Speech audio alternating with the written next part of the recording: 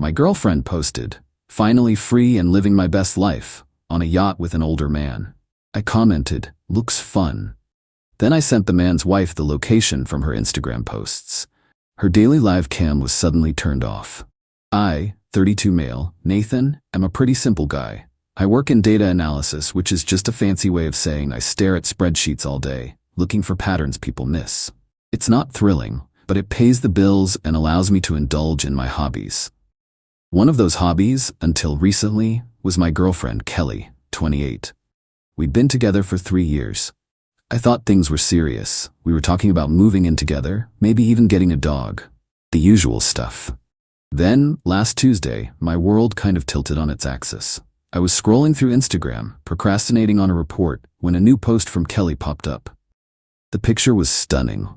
A wide-angle shot of her on the deck of a very expensive-looking yacht, champagne flute in hand, laughing at something off camera. The sun was setting over a sparkling blue sea. The caption read, "Finally free and living my best life. Yacht life, blessed, new beginnings." For a second, I was just confused. Kelly was supposed to be on a wellness retreat with her college friends. No phone policy, she'd said. A chance to disconnect and find her center. She'd been stressed at her marketing job and I'd encouraged her to go. I even paid for half of it as an early birthday present. My thumb hovered over the picture. New beginnings? That sounded final. I clicked on her tagged location. It was a live tag, updating in real time. The yacht was moored just off a small, exclusive island a few hundred miles down the coast. Definitely not the rustic yoga retreat she'd described. Then I saw the other person in the photo, tagged, a man named Peter Thorne, 50s M. I didn't recognize him. His profile was public. Lots of pictures of him on golf courses, at charity galas, and on this same yacht. He was what my grandma would call comfortably off. He was also very, very married. His wife, Victoria Thorne, was in a lot of his older pictures. Her profile was also public, full of posts about her prize-winning roses and her grandkids. My heart did a slow, painful drum roll in my chest. It wasn't a sudden, shattering heartbreak. It was a cold, creeping realization. The wellness retreat was a lie. Kelly was with this older married man on his yacht. I could have called her. I could have screamed. I could have smashed my keyboard. But I'm a data analyst. My first instinct is always to gather information and identify the most efficient solution. An emotional outburst felt inefficient. So I took a screenshot of Kelly's post. I took a screenshot of Peter Thorne's profile. Then, I went to Victoria Thorne's Instagram page. She seemed like a nice lady. Her bio read, "Wife, mother, grandmother, I believe in kindness and good soil." I sent her a direct message. It was simple, direct. "Hello, Mrs. Thorne. My name is Nathan. I believe my girlfriend is currently on your husband's yacht. Here's the location from her public Instagram post." I attached the screenshot of Kelly's post with the live location tag. Then I went back to Kelly's picture. All her friends were commenting things like, "You go, girl," and "So happy for you." I added my own comment. "Looks fun, hope the wellness retreat is going well." Then I put my phone on silent, turned back to my spreadsheet, and got back to work. I had a deadline to meet. Update 1. Well, things escalated, and not in a quiet, dignified way. About 5 hours after my comment and the DM to Victoria Thorne, Kelly's Instagram post vanished. Her entire account went private. A little while later, her live location tag went dark. The daily live cam she apparently had on the yacht was, as the title says, suddenly turned off.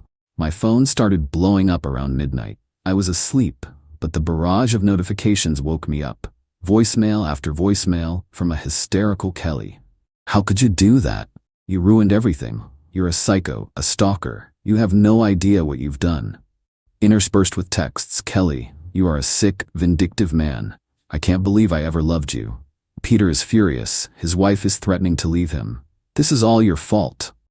He was going to help me with my career. He has connections. You've destroyed my future." The entitlement was breathtaking. Not a single word of apology. Not, "I'm sorry I cheated on you." Just pure, unadulterated rage that I had dared to expose her new beginning. Then came the texts from a number I didn't recognize. It was Peter Thorne. "Peter, you have no idea who you're dealing with, kid. You better hope our paths never cross. A man doesn't get to where I am without knowing how to handle little problems like you." I saved screenshots of everything. Data. It's always good to have data. The next morning, I woke up feeling surprisingly calm. The pain was still there, a dull ache in my chest, but it was overshadowed by a strange sense of clarity. The person I thought I loved didn't exist. She was a fiction I'd created in my own head. I spent the morning packing up her things. She didn't have much at my place, just a few drawers of clothes, some makeup, and a collection of self-help books with titles like Manifest Your Best Life. The irony was thick enough to taste. Around noon, my doorbell rang. It was Kelly. Her eyes were red and puffy. Her designer dress was rumpled. She looked like she'd had a rough night. "We need to talk," she said, pushing past me into my apartment. "I don't think we do, Kelly," I said, staying by the door. "You had no right," she shrieked, her voice cracking. "That was a private matter. You posted it on a public Instagram account," I replied, my voice even. "That's sort of the opposite of private. Victoria is a nightmare. She canceled all of Peter's credit cards. She called his business partners. She's trying to ruin him." "Sounds like a you problem," I said. Then came the part that still rings in my head. "You owe me," she said, her eyes narrowing. "I wasted 3 years of my life on you. You're boring. You have no ambition. I was settling, and you have the audacity to sabotage my chance at a better life?" The sheer nerve of it almost made me laugh. "You need to give me $5,000, she said, "for the emotional distress you've caused, and for the money I lost on the retreat you made me miss." I just stared at her. "I paid for half of that retreat, Kelly, the one that was actually a romantic getaway on a married man's yacht." "Semantics," she snapped. "Peter was going to pay me back. Now he can't, because his witch of a wife has him on a financial leash, so you owe me." This was the new low. Not just the cheating, not just the lies, but the demand for payment for my own betrayal. I walked over to the boxes I had packed. "Here's your stuff," I said. "I think it's time for you to leave." She looked at the boxes, then back at me, her face a mask of disbelief. "You're not going to give me the money?" "No," I said. "I'm not." "You'll regret this," she hissed. "I'll tell everyone what you did. I'll make sure all our friends know what a possessive, controlling monster you are." "Okay," I said. And I watched her struggle to carry her boxes of manifested dreams out of my apartment. I thought that would be the end of it. I was wrong. The dirty tricks were just getting started. Update 2. The past 2 weeks have been an exercise in strategic patience. Kelly made good on her threat. The smear campaign was swift and surprisingly coordinated. It started with a group chat of our mutual friends from which I was unceremoniously kicked. Then, my friend Zachary called me. "Dude, what the hell happened with Kelly?" he asked, his voice strained. "She's telling everyone you were tracking her phone, that you got obsessed and stalked her to that boat." "She posted her location publicly on Instagram, Zachary," I explained, for what felt like the 100th time. "Yeah, but she's saying you were a data stalker, that you used your tech skills to find some private post, and that you've always been jealous and controlling." It was a clever lie, tailored to my profession. Kelly knew just enough about my job to make it sound plausible. A few mutual friends bought it. I got some angry texts. A couple of people unfriended me. It stung, I won't lie. The intimidation from Peter also evolved.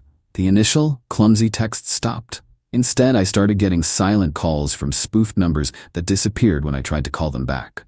Once, a food delivery I never ordered showed up at my door at 2 a.m. Small, untraceable acts designed to unnerve me, to make me feel watched. It was smarter, more insidious. I reported it all to the police, but without a clear source, they could only log the complaints. Then came the main attack. I got an email from my boss. "Can you come to my office, please?" My stomach clenched. In the office, my boss, a stern but fair woman named Julie, was sitting with an HR representative, Jose. "We've received an anonymous complaint," Julie said, her expression serious. "It alleges that you have been using company resources to stalk and harass a former partner." My blood ran cold. This was it. Their real play. The HR rep slid a printout of an email across the table. It was well written and professional, sent from an encrypted temporary email address. It was completely untraceable. The email detailed how an employee with my skill set could theoretically use proprietary data analysis tools to access private information, monitor personal activity, and intimidate others. It was slick. It was terrifying. The complaint also alleges a pattern of possessive behavior and suggests a psychological evaluation might be in order, Jose added, looking at me over his glasses. They were trying to paint me as unstable, to get me fired and discredit me completely. That is a very serious and a very false accusation, I said, my voice steady despite the adrenaline coursing through me. We have to investigate it as if it's true, Julie said, her tone leaving no room for argument. We'll need to conduct a full forensic audit of your work computer, network access, and all digital activity. You'll be on paid leave, effective immediately. This was their checkmate. They knew I was meticulous, but they were betting that a corporate forensic audit would find something.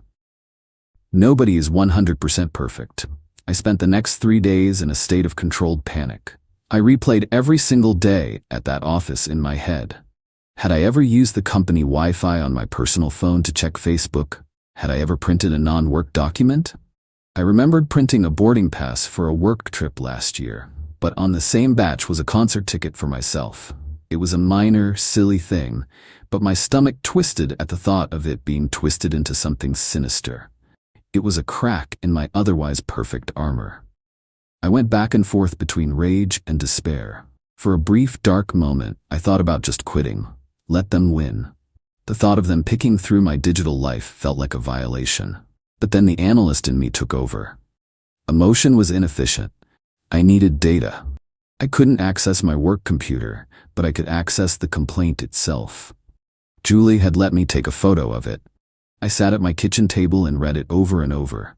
The language was precise, full of corporate jargon. And that's when I saw it. A tiny mistake.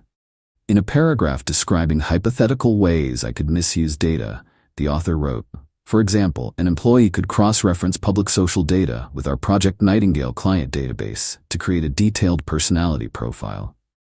Project Nightingale. My heart hammered against my ribs. Project Nightingale was not a project at my company. I had never heard of it. It sounded like a code name for something sensitive. On a hunch, I did some digging. It took hours of sifting through business news archives and press releases. And then I found it. A single mention in an obscure trade publication from 2 years ago.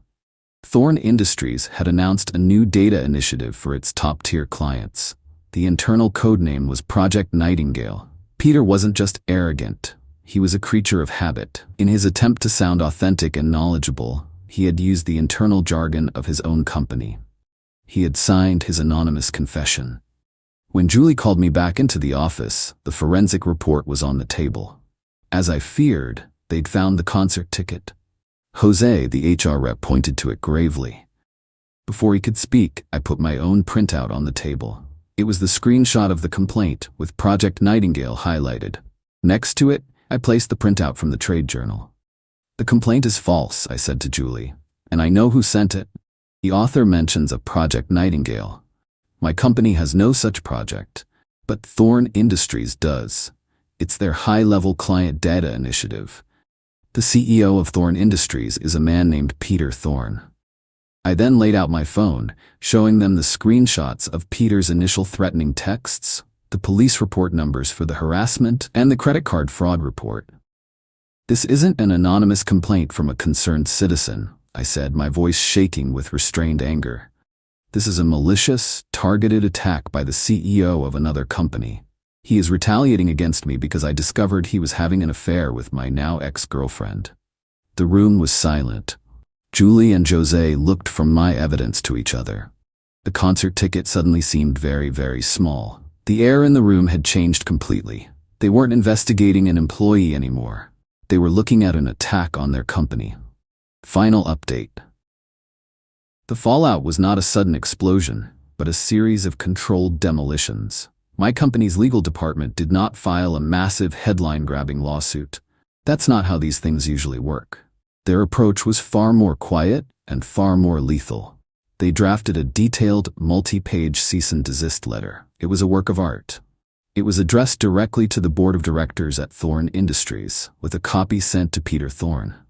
It laid out, in excruciating detail, the timeline of events. It included the harassment, the fraudulent credit card charge, and the full analysis of the anonymous complaint, complete with the Project Nightingale smoking gun. It accused their CEO, Peter Thorne, of using his position and resources to engage in a campaign of personal harassment and corporate sabotage against an employee of a rival firm. The letter stated that while my company currently had no desire for public litigation, any further contact with me, direct or indirect, or any failure by the board to take decisive and immediate corrective action would result in this evidence being turned over to the authorities for criminal investigation and to the relevant industry oversight commissions for professional sanctions. A CEO using company-specific knowledge to try and get an ordinary citizen fired is not just bad PR, it's a monumental breach of ethics and fiduciary duty. It's the kind of liability that makes a board of directors break out in a cold sweat. Peter Thorne was not publicly fired. 2 weeks later, a sterile press release announced he was stepping down to pursue other opportunities and to spend more time with his family. It was a classic corporate execution. He was gone. He likely walked away with money, but his reputation in the industry was shredded. The power he wielded was gone. Victoria Thorne, the woman with the roses, handled her own business. The divorce filing was swift. With the evidence of his affair and his clearly vindictive behavior, her lawyers had all the leverage they needed. His other opportunities will likely involve funding a very, very comfortable life for her. I saw a post on her Instagram last week. A picture of her grandkids, playing on the deck of that same yacht. The caption read, "Making new, better memories, family first, true freedom." As for Kelly, who would crumbled. With Peter and his influence gone, her safety net vanished. The smear campaign she started backfired spectacularly. Once I was cleared, I sent the full package of evidence, her texts, the threats, the story of the HR complaint, to our mutual friend Zachary. I just said, "This is what happened. Believe what you want." The data spoke for itself. The story of her entitlement and her part in a vicious, retaliatory campaign spread through our social circle like wildfire. Her marketing firm, a small agency where reputation is everything, let her go for breach of a morality clause in her contract. The last I heard, she was living with her parents, her grand new beginning, having evaporated into nothing. She tried to rebrand as some kind of lifestyle influencer, but her posts about overcoming adversity felt hollow and desperate. My company gave me a formal letter of commendation for my analytical acuity and integrity under pressure. Julie even joked that I had a future in forensics. I told her I was happy with my spreadsheets. The concert ticket was never mentioned again. I'm still in my same apartment, at my same job. But something has shifted in me. I learned that my quiet, methodical nature isn't a weakness. It's my strength. In a world of loud, emotional outbursts, the person who stays calm, gathers the data, and finds the single critical flaw in the narrative is the one who holds the real power. Last night, I was on a dating app. I saw Kelly's profile. Same picture on the yacht. A monument to her own downfall. I swiped left, and for the first time in a month, I felt the air in my lungs feel truly light. I didn't feel joy or victory or even satisfaction. I just felt quiet. And I realized that's what I wanted all along. The drama was over. The data had been analyzed. The case was closed.